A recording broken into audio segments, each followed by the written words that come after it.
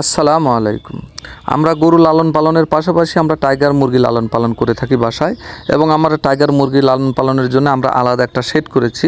আলহামদুলিল্লাহ, সেই শেডে আমরা যে পরিচর্যা করে থাকি, নিচে সাধারণত আমরা কাঠের গুঁড়া দিয়ে থাকি।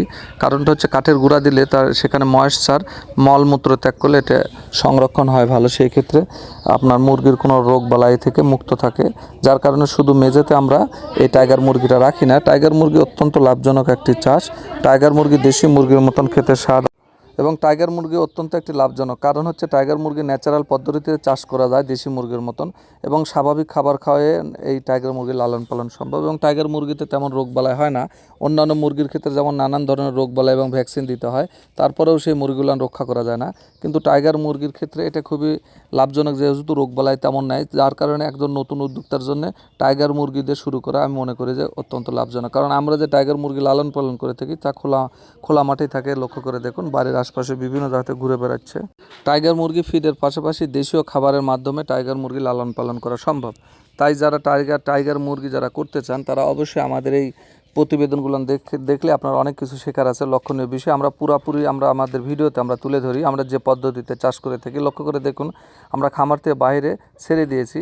সারাদিন এই মাঠে খোলা জায়গাতে তারা ঘুরে বেড়াবে এবং এই মুরগিগুলো লালন পালন হবে। ঠিক আসরের আগ মুহূর্তে আমরা এই মুরগিগুলোকে আবার খাঁচায় তুলে দেবো আলহামদুলিল্লাহ। এবং আমরা প্রতি 15 দিন 20 দিন বা মাসে একবার করে আমরা নিচের যে মল ত্যাগ করে সেখানে যে আপনার কাঠের গুঁড়া আমরা ব্যবহার করি, এটা প্রয়োজন মতন আমরা এটা বাহির করে রিমুভ করে দেই, এবং এটা বাহির এনে শুকাতে হয় মাঝে মাঝে। এবং এটা আপনার মুরগির ঘনত্বের উপরে নির্ভর করবে আপনার পরিষ্কার পরিচ্ছন্নতা, এবং যত পরিষ্কার পরিচ্ছন্নতা রাখা যায় সেক্ষেত্রে মুরগি ভালো থাকে। লক্ষ্য করে দেখুন যে বাইরে আমার ছোট্ট মেয়ে আনাহিতা ও নিজ হাতে কিন্তু মুরগিকে খাবার দিচ্ছে, এবং মুরগি বিভিন্ন দিকে ছড়িয়ে ছড়িয়ে আছে। বাড়ির আশপাশে বিভিন্ন ফাঁকা জায়গাতে তারা বেড়াচ্ছে। শুধু লক্ষ্য রাখতে হবে সেখানে গরু, লক্ষ্য রাখতে হবে সেই ক্ষেত্রে যে আমরা গরুর ফার্মের পাশাপাশি এই মুরগি যা লালন পালন করে থাকি, এই পাশাপাশি যে জিনিসটা আপনাকে লক্ষ্য রাখতে হবে যে এখানে যেন কোনো কুকুর বা আপনার বিশেষ করে শিয়াল এগুলানের হাত থেকে শুধু রক্ষা করতে হবে খোলা মাঠে যদি মুরগি লালন পালন করতে চায়। কিন্তু খোলা মাঠে মুরগি লালন পালন অত্যন্ত লাভজনক, কারণ প্রাকৃতিক এবং ন্যাচারাল আবহাওয়ার মাধ্যমে তার তৈরি এই মুরগির মাংসগুলোও খেতে খুবই সুস্বাদু এবং দেশি মুরগির মতন। লক্ষ্য করে দেখুন যে আমরা গরুগুলোও লালন পালন করে থাকি ঠিক একই পর্যায়ে, একই সিস্টেমে খোলা মাঠে আমরা রেখে দিই বাড়ির আশপাশে, যেহেতু প্রচুর ফাঁকা জায়গা।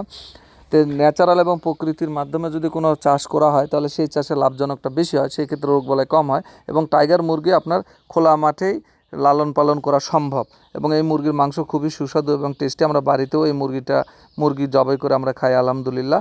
এবং এই মুরগির মাংস আপনার শক্ত দেশি মুরগির ন্যায়, এবং দামও আলহামদুলিল্লাহ 4 থেকে 450 টাকা পর্যন্ত কেজিতে বিক্রি হয়, কারণ দেশি মুরগির মতনই স্বাদ খেতে। তাই সবার সুস্বাস্থ্য দীর্ঘ কামনা করি। যারা আপনারা আমাদের এই চ্যানেলটি দেখেন নিয়মিত, যেহেতু আমরা কৃষিভিত্তিক চ্যানেল, আমরা আমাদের কৃষি কর্মগুলো আমরা তুলে ধরি। আমরা যেভাবে লালন পালন করে থাকি সব তথ্যগুলোই আমরা তুলে ধরি। মুরগি লালন পালন, হাঁস লালন পালন এবং গরু ছাগল, যেহেতু আমি একজন কৃষক, আমাদের কৃষিভিত্তিক সব কিছুই আমরা চাষ করে থাকি। সবই আমরা আমাদের এই চ্যানেলের মাধ্যমে তুলে ধরি। এতে করে নতুন উদ্যোক্তার জন্য অনেক শেখার থাকে।